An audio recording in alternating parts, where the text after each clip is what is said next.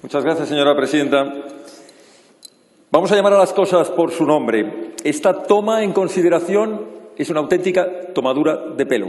Esta proposición de ley no es más que una proposición indecente, porque el objetivo no es delimitar la jurisdicción militar. No nos engaña. El objetivo es derogar de facto la jurisdicción militar. Las propuestas que nos hacen los golpistas haciéndonos creer que la jurisdicción militar vulnera los derechos humanos, los principios constitucionales, que es arbitraria, que los tribunales militares actúan prevaricando y que, en definitiva, solo buscan la impunidad de los delincuentes. No solo es falso, porque no se ajusta a la legalidad, sino que es inaceptable políticamente. Mire, ya se ha citado aquí, la mayoría de las democracias consolidadas tienen jurisdicción militar. Pero las razones que justifican la existencia de una jurisdicción militar se basan precisamente en los mismos principios que se basan y que conforman la razón de unas Fuerzas Armadas. El principio de unidad, de jerarquía y de disciplina. Razones jurídicas que vienen recogidas en el artículo 8 de nuestra Constitución. ¿Cuál es la misión de las Fuerzas Armadas que hemos otorgado los españoles? Representarnos en la defensa de la independencia, de la soberanía nacional, de la integridad territorial y del ordenamiento constitucional. Ahí es nada.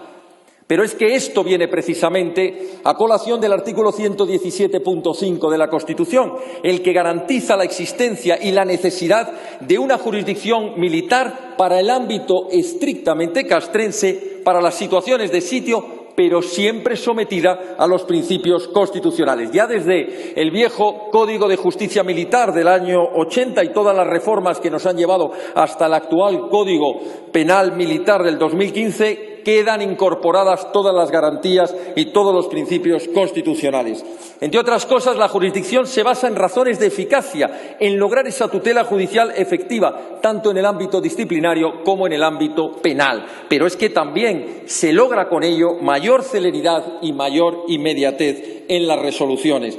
Y también el principio de especialidad justifica la justicia militar. Hoy en día se tiende a la especialización en juzgados mercantiles, en juzgados de los menores, en juzgados de violencia, pues precisamente en juzgados militares, juzgados y tribunales, donde prevalece el principio técnico de la especialidad.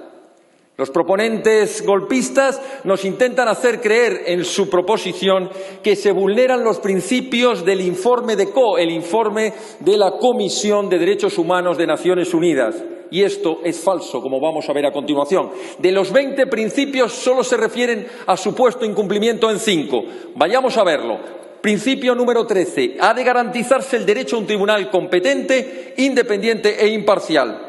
Pues bien, en el nombramiento y en el amparo de los tribunales y en los magistrados que lo conforman en el ámbito militar, vienen sometidos, igual que el resto de los magistrados y juzgados de todo el orden jurisdiccional español, al Consejo General del Poder Judicial. La propia Ley de la Jurisdicción Militar, artículos 6, 8 y 118, establecen principios de independencia, inamovilidad, responsabilidad y sometimiento a la ley para todos los jueces y magistrados del ámbito militar. El propio artículo 118 de esa ley nos deja bien claro, y esto es importante porque se ha repetido falazmente, que todas las autoridades civiles y los mandos militares quedan absolutamente fuera y prohíben cualquier injerencia en la jurisdicción militar, garantizando el principio de independencia.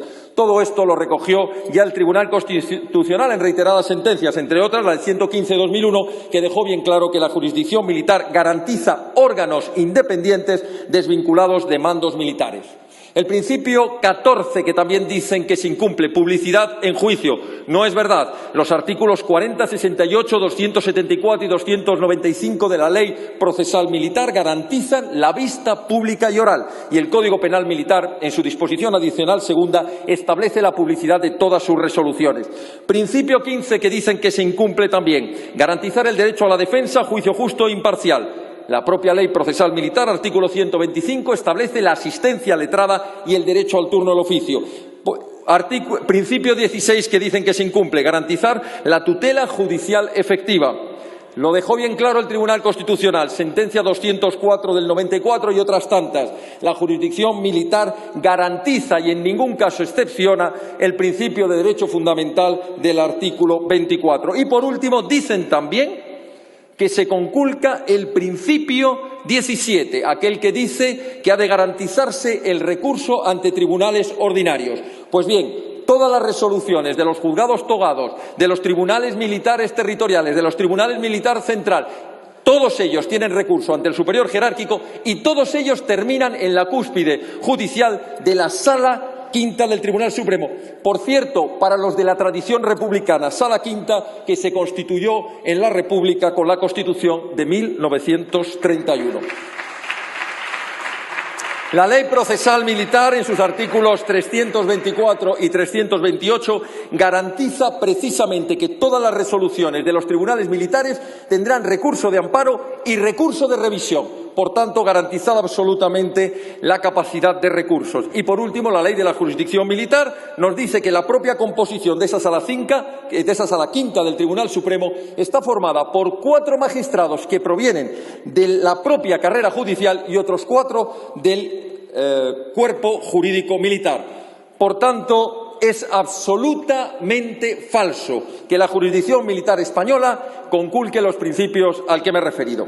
Y esto es falso porque los proponentes golpistas lo que intentan hacernos creer es que la jurisdicción militar es más favorable para los militares, que de alguna manera tiende a la impunidad de los delincuentes. Y esto es falso. No solo es un derecho no más favorable, es un derecho más perjudicial, más gravoso para los militares. Artículo 47 del Código Penal Militar y artículo 1.3, donde se rompe el principio que tenemos todos los demás que no somos militares, del derecho penal más favorable. A ellos, en caso de colisión, se les aplica precisamente el concurso real de delitos y la pena o la sanción más grave si hay colisión entre el Código Penal Militar y el Código Penal Ordinario. Por tanto, otro principio falso. Termino, señora Presidente. Lo que han intentado los golpistas, los señores que pretenden engañarnos, es desprestigiar y acabar con la jurisdicción militar. Pero eso no lo van a conseguir, como no van a conseguir desprestigiar a los más de 120.000 hombres y mujeres que conforman las Fuerzas Armadas. Hombres de honor, hombres de sacrificio, hombres de lealtad, hombres de disciplina y hombres y mujeres de profesionalidad. No lo van a lograr porque de ello depende la soberanía judicial, que depende de la soberanía nacional, en definitiva, que depende de la nación española, esa a la que ustedes tanto odian. Muchas gracias. Gracias, señor Ortega.